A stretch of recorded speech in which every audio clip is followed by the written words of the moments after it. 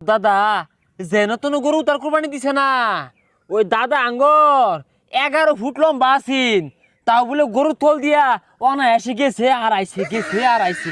তাহলে বুঝো কত বড় গরু আছেন ওগুলা।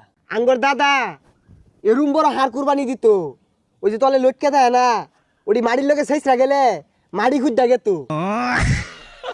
আরে তোর দাদার এই গপ্পটা আমি শুনছি, এই বাড়ি ফাঁস দিয়ে খালটা গেছে না, এই খালটা যে খুঁজছে তোর দাদা বলে এই দাদা আমরা গরু লয়ে গেছিন, পরে এই খাল হয়ে গেছে গা ওই সস্তানি খায়া, বুঝছ?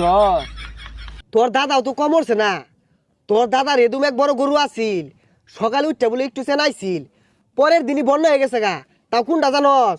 88 বন্যাটা হয়েছে না, এটা তোর দাদার গরুর লেগেই বলে হয়েছে। হ আঙ্গর দাদা ওইরকম বড় বড় গরু কুরবানি দিত। আর এই পানি যায় কই নামছে জানস? কোন এই কক্সবাজার। আমি গতবার কক্সবাজার গেলাম না, যা ডুব মারছি।